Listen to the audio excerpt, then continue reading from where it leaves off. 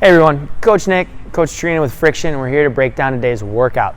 Up first, we're going to do dynamic warm-up for 8 minutes. So if you mark off 30 feet, you can move while doing these. Otherwise, just do them in place for about 15 seconds. Trina's going to show us these movements real fast. So up first, we'll do high knees. So you can just do that in place. So we get the knees up. You can even put your hands out just to target.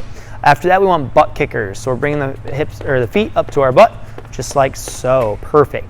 A skips. So we want to drive the knee up while getting good arm swings while we go, just like that. Perfect. Lunge and twist. So go down the ground, nice and easy, both directions. Good. And then lateral lunge. And take a step to the side. You're going to lean both ways. Perfect. And then you can switch directions while you do that. Another one is going to be leg swings. So you're going to kick them up as high as you can, just alternating legs there. And then we have toe touches, also called like shoe the chicken.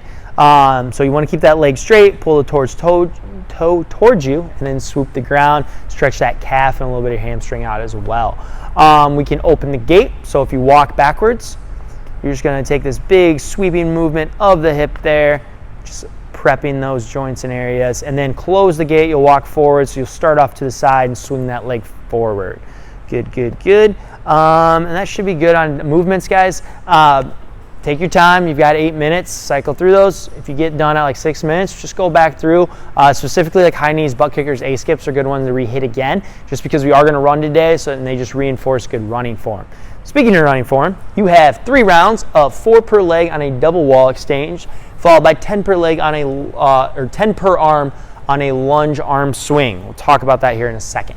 But as far as that double wall exchange, you want your arms up against the wall. You want a slight lean into the wall. You're up on the ball of your foot while you keep one leg up, so it's nice and high like you would on your run. And then you're just going to switch. Good. Pause. Do it again.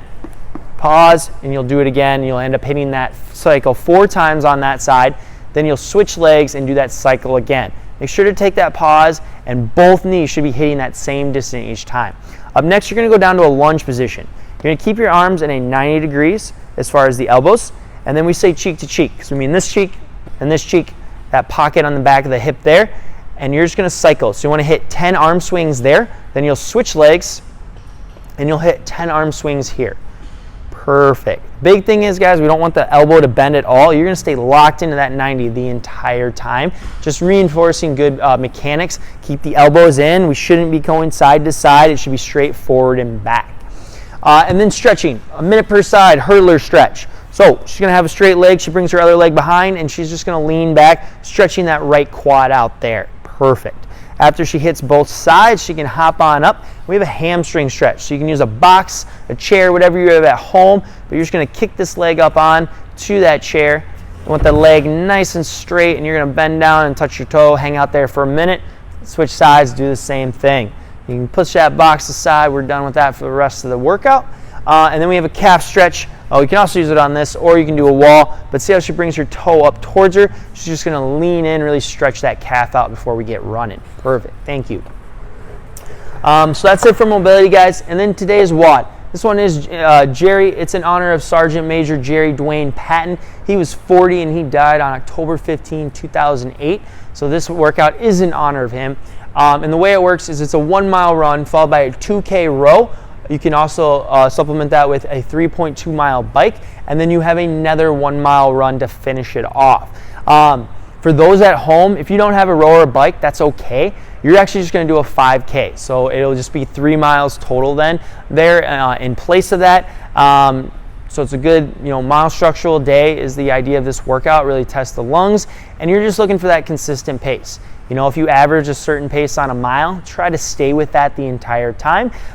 If you need to walk a little bit here and there, that's good. But your goal is to at least be jogging that entire time. The good mix here is if you do have a row or a bike, you're just going to hit some different muscle groups. But again, it is a very large cardio day, and that is the point of this one. That's it for today, guys. You go get after it, and we'll see you tomorrow.